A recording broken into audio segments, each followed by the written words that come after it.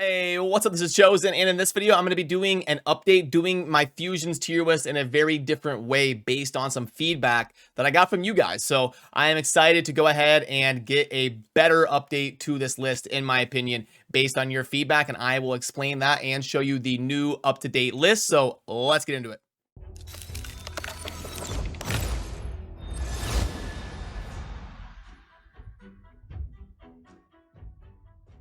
Alrighty, so as you can see, this is the original Fusions tier list. This is all of the champions that Raid has done as a fusion or a fragment summon, some sort of special event for the community to acquire that champion. This is all of those champions, and I ranked this original one a combined rank of how good they are as a champion and also how crazy their event was. Like, Foley, for example, is a really good champion. He probably would be up in the lower A tier or the very top of B tier, but I brought him all the way down to C tier because his event was really bad back in the day. It was almost impossible for like normal realistic players to acquire him, so that's why it slid him down. So I got some feedback from you guys in comment sections and stuff about like why not do it a different way so that we can quantify on one list those two rankings, because that is a really important part of ranking the fusions, is how good they are as a champion, and then also how Plarium structured their event and presented that to the player base. So that is what I'm going to be doing on this new list that I've put together, which you can see right here. This big shout out, by the way, to my viewers on Twitch for helping me and giving me their input on compiling this list. I kind of was doing it myself, and then I was reading what they were saying and taking their input as well. And this was kind of the best consensus I could get between my views and the viewers or the opinions of my viewers over on Twitch. So the way this works is champions up high are going to be good champions. Champions down low are going to be bad champions. And then the bad events are going to be over here on the left, and then the good events are going to be over there on the right. So it kind of the only thing you need to know is the best fusion events are going to be up towards the top right, and then the worst ones are going to be over here on the bottom left, because the bottom left will be both bad events and bad champions, and then up on the top right will be the good champions that were part of well-structured events. So I think this is going to be just a better representation of my opinions on the different fusion events that Plarium has done. And we'll just kind of quickly go over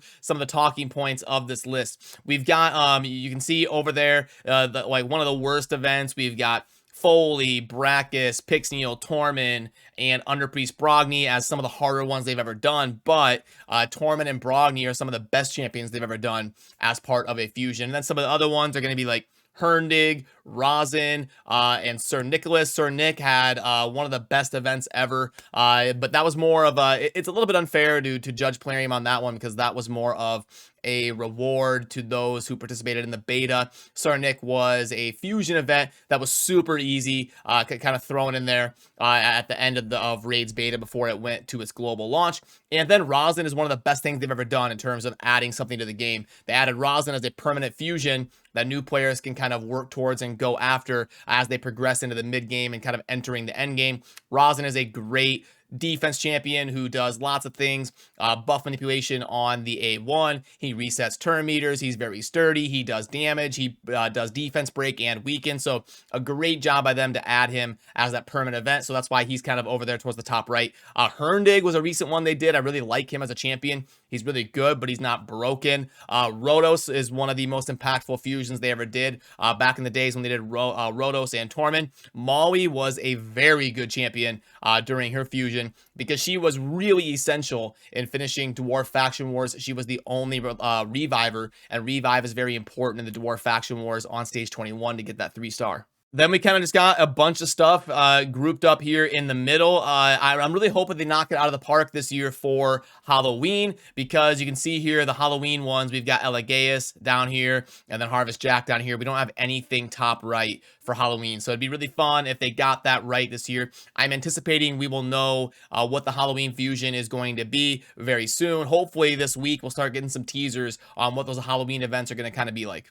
Then as you get down to kind of the bottom right, these are like events that weren't that bad, but the champions are just kind of meh. Scholar Vargal was really kind of a meme. You had to get like 16 copies of the of Skullsworn, the rare wizardman, and then that fused up into kind of working towards the legendary. So that was a very interesting one that they did right there. But Vargal, he has insane stats, but he's just kind of missing that oomph that would make him a really good champion that would go kind of up there higher on the list. And then as you slide down here towards kind of the bottom left of things, obviously Pixniel. Do I really need to explain why that one was underwhelming champion and a really bad event? She takes 18 books. Like, I know where their head was at, and it was a good idea. They did buff her recently, and I do want to retest her since the buff and get around to seeing how good Pixniel is going to be now. It didn't seem like quite enough, but I will do some more testing on that. Relic Keeper. Okay, so that's one of the permanent fusions for the early games. You can see Relic Keeper kind of peeking over the top of the screen. I just kind of put the fusions background screen while I'm talking here. But Relic Keeper, I think I can kind of get where their head was at. So as a beginner fusion that they're kind of trying to have you go towards to introduce the fusions mechanic to new players, they figure your starting champion is a Magic Affinity AoE champion. Most of the starters have a 3-turn cooldown booked AoE. And they're all Magic Affinity. So they're probably thinking, like, let's give them a Force Affinity single target priority champion. So Relic Keeper, I think, was kind of designed with that thought process, but his animations are way too slow.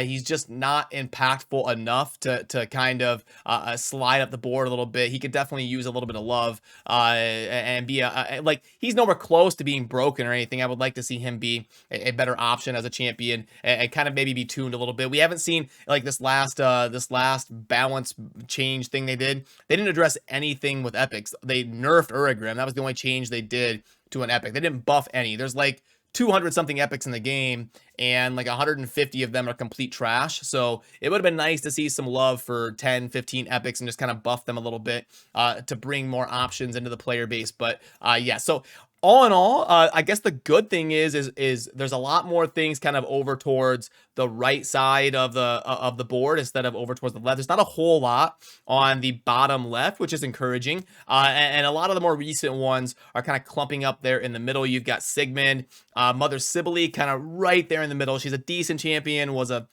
decent event.